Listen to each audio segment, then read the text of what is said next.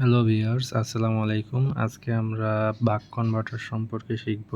এটা হলো এমন একটা কনভার্টার যেটা দিয়ে আমরা হায়ার ভোল্টেজ থেকে লোয়ার ভোল্টেজে এফিশিয়েন্টলি কনভার্ট করতে পারি এনার্জি।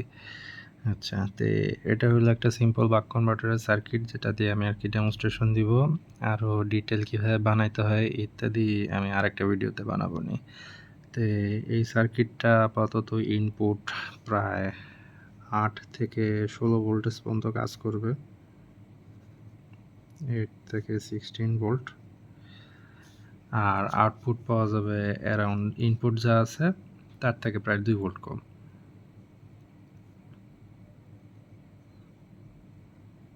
ম্যাক্সিমাম আউটপুট এই হলো অবস্থা। তে এটা হলো আরডুইনোর D9 পিন থেকে আমরা সিগন্যাল দিব, আর এই পার্টটুকু হলো গেট ড্রাইভিং সার্কিট, আর এটা হলো একটা P MOSFET, P channel MOSFET. আচ্ছা, এটা এক্সপ্লেনেশন একেবারে সুইচটা থেকে শুরু করি।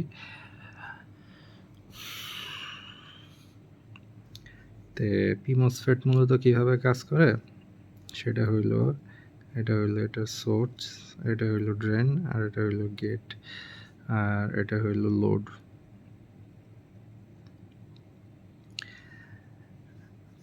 এই সুইচটা, আচ্ছা, আর এখানে উপরের দিকে অ্যারো সিম্বল হলো, আমি এখানে প্লাস ভোল্টেজ দিছি, এখানে ধরি 12 ভোল্ট, আর নিচের দিকে অ্যারো সিম্বল হলো, এখানে 0 ভোল্ট আছে, মানে কানেকশন কমপ্লিট করছি, নেগেটিভে কানেক্ট করছি।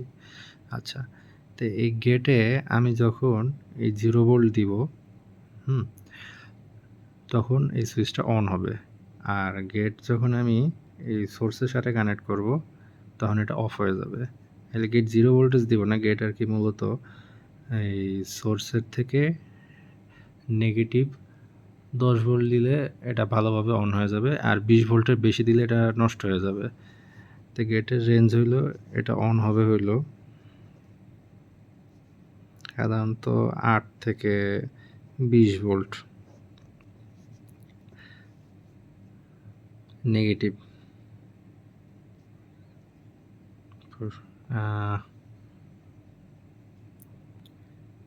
আসলে এটা মূলত নেগেটিভ না, এটা হইলো এই যে সোর্সে যে ভোল্টেজ আছে সেখান থেকে গেটের ভোল্টেজটা আমি কম দিব। এখানে 12 ভোল্ট আছে, মানে এটা অন করতে হইলে আমাকে ন্যূনতম এখান থেকে 8 ভোল্টেজ কম, মানে 4 ভোল্টেজ দেওয়া লাগবে। 4 ভোল্টেজ দিলে এই সুইচটা ক্লোজ হয়ে যাবে বা অন হয়ে যাবে, তখন এখান থেকে বিদ্যুৎ ফ্লো করবে। আচ্ছা, আর অফ করার ক্ষেত্রে আমি এটা জাস্ট সোর্সের সাথে কানেক্ট করে দিব, মানে এখানে 12 ভোল্ট দিব, তাহলে এটা অফ হয়ে গেল, তখন আর এখান থেকে বিদ্যুৎ ফ্লো হবে না।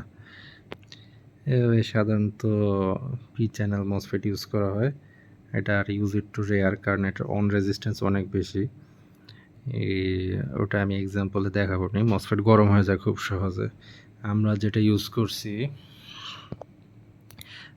যে IRF 9540N, এটার অন রেজিস্ট্যান্স প্রায় 1 ওহমের মতো। ডাটা শিটে আরও কম লেখা আছে সত্য, কিন্তু বাস্তবে আমরা আসলে অরিজিনালগুলি কমই পাই, নকল চাইনিজটাই বেশি পাই, ওগুলি অন রেজিস্ট্যান্স প্রায় 1 ওহমের মতো।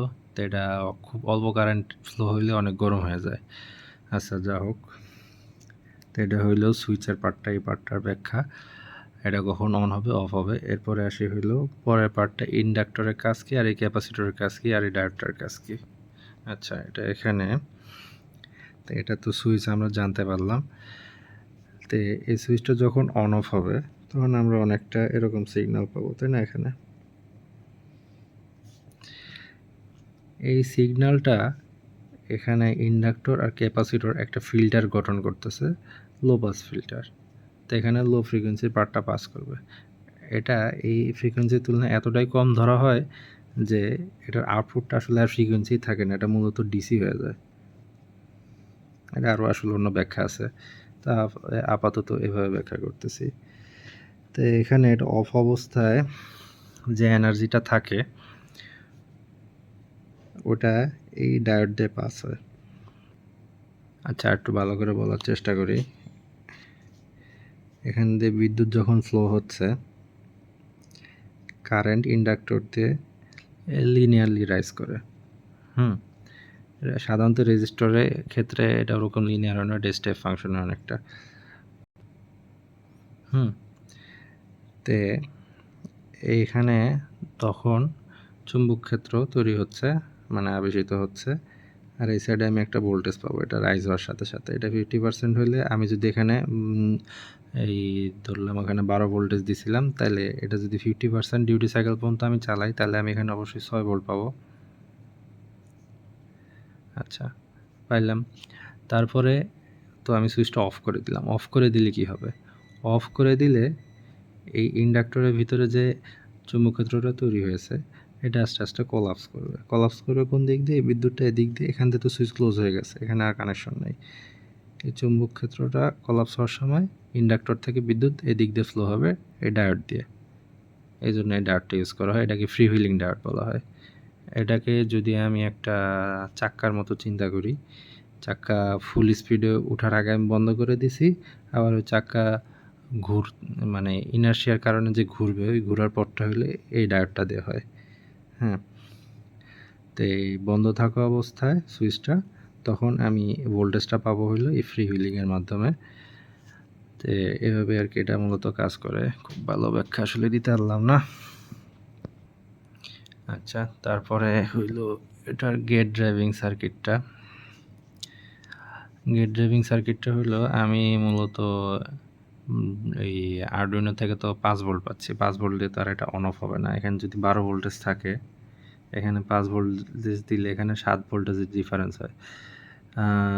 7 ভোল্টেজের ডিফারেন্স, এটা আসলে অন হচ্ছে, ঠিক আছে, কিন্তু আবার 0 ভোল্টে যাচ্ছে।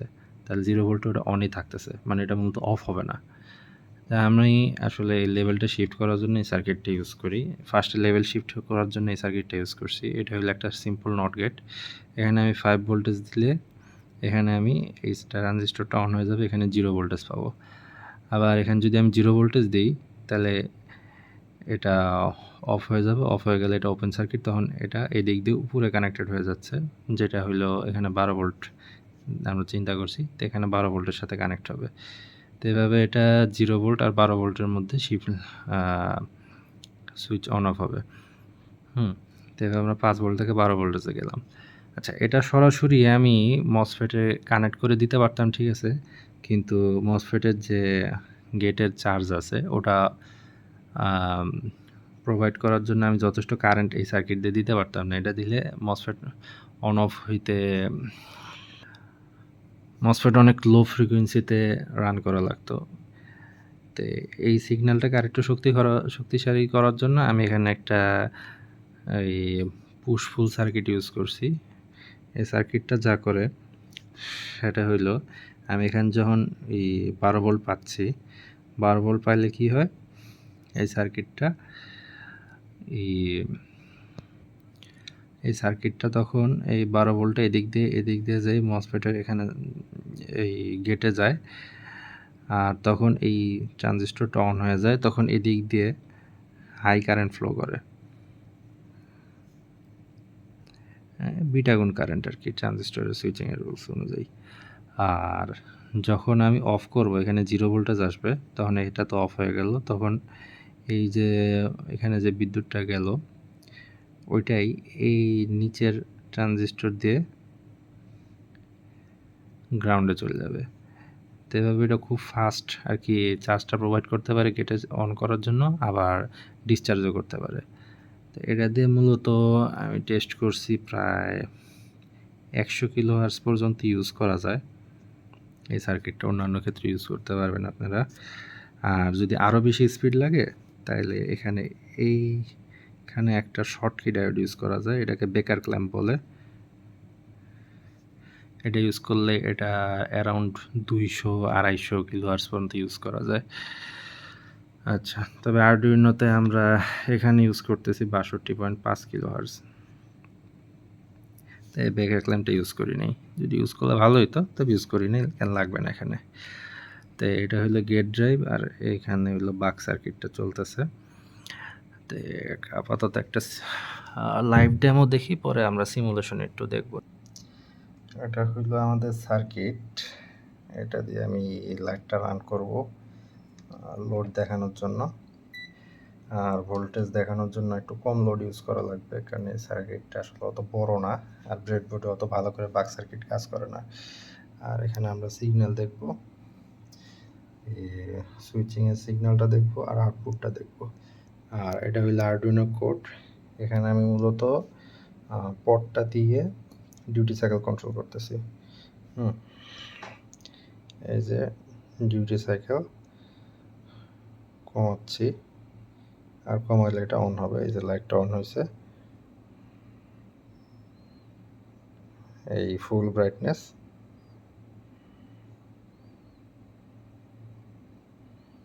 আর এই যে অফ। তো এই হলো এটা। আচ্ছা, ভোল্টেজের লেভেলটা দেখাই।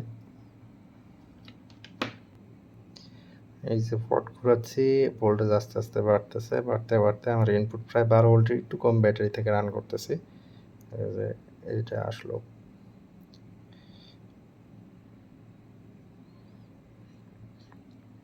এখানে দেখলে নীলটা হলো আউটপুট সিগন্যাল, এই যে উপরে উঠতেছে, ইনপুটের অলমোস্ট কাছাকাছি চলে যায়।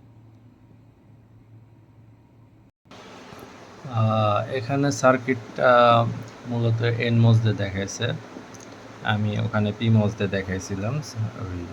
এখানে এনমোস দিয়ে দেখানো হলো, কারণ এনমোস দিয়ে দেখালে আর কি সুবিধা হবে। এটা সিমুলেশনে আসলে এনমোস ড্রাইভ করা যত সহজ, এই হাই সাইডে এনমোস বাস্তবে ড্রাইভ করা তার চেয়ে একটু কঠিন। তবে ব্যাখ্যার বা বোঝার সুবিধার্থে এটা আবার সুবিধাদায়ক। আচ্ছা, সার্কিটটা একটু বড় করি আর সিগন্যালটা দেখানোর চেষ্টা করি। আচ্ছা, তো এখানে ডিউটি সাইকেল আছে হইল প্রায় 72%, আর আউটপুটের সূত্র হইল ওই 72% ইন্টু 5 ভোল্ট, যেটা 3.4 ভোল্টের মতো আসে, এভাবে কাজ করে। এই সার্কিটটার স্পিড যদি আমি আর একটু স্লো করি, তাহলে আমরা এই যে এখানে কারেন্ট ফ্লোটা দেখা যাচ্ছে আশা করি। তো এই হলো মসফেটটা অন হইলে এখানে ওই চুম্বক ক্ষেত্র তৈরি হচ্ছে। আর চুম্বক ক্ষেত্র তৈরি হওয়ার সময় আমি এখানে বিদ্যুৎ ফ্লো একটা বাধা পাবো। বাধা পাওয়ার জন্য আমি ডাইরেক্ট এই 5 ভোল্টটা এখানে আউটপুটে পাচ্ছি না। আচ্ছা, একটু বেশি স্লো করে দিলাম। আর যে বিদ্যুৎটা আমি পাচ্ছি ওটা এই ক্যাপাসিটরে স্টোর হচ্ছে, যার জন্য এই বিদ্যুৎটা খুব বেশি চেঞ্জ হবে না। আচ্ছা, এরপরে মসফেটটা অফ হয়ে গেল। অফ হওয়া মাত্র এটার ভিতরে যে চুম্বক ক্ষেত্রটা তৈরি হয়েছে, ওই চুম্বক ক্ষেত্রটা ভেঙে যাবে। চুম্বক ক্ষেত্র ভেঙে এই ডায়োড দিয়ে এইভাবে বিদ্যুৎটা ফ্লো হবে।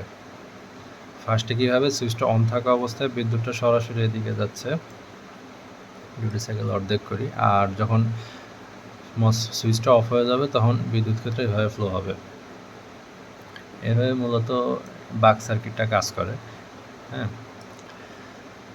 তো এটা খুবই একটা সিম্পল সার্কিট। এটা দিয়ে মূলত এটার সবচেয়ে বড় এবং সুন্দর এক্সাম্পল হইল আমরা যে এলইডি বাল্বগুলি ইউজ করি সবগুলি বাক সার্কিট দিয়ে মোটামুটি রানিং হয়। নতুন একটা সার্কিট আসছে, ওটা নিয়ে ভবিষ্যতে একসময় বলবো নি। তবে প্রধানত মেজরিটি যেসব এলইডি সার্কিট আছে, যেখানে একটা আপনারা ট্রান্সফরমারের মতো দেখবেন, ওটা মূলত একটা ইন্ডাক্টর, আর এটা কারেন্ট মোড বাক। আচ্ছা, এখানে ফিডব্যাক দিয়ে আসলে ভোল্টেজটা স্টেবল রাখা যায়। এখানে আপনারা যেরকম লোডের সাথে দেখবেন ভোল্টেজটা চেঞ্জ হয়ে যায়।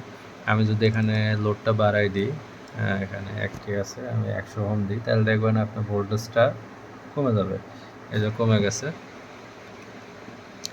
তো এখানে আসলে সব কিছু আইডিয়াল তো, কিন্তু বাস্তবে আসলে অনেক বেশি কমে।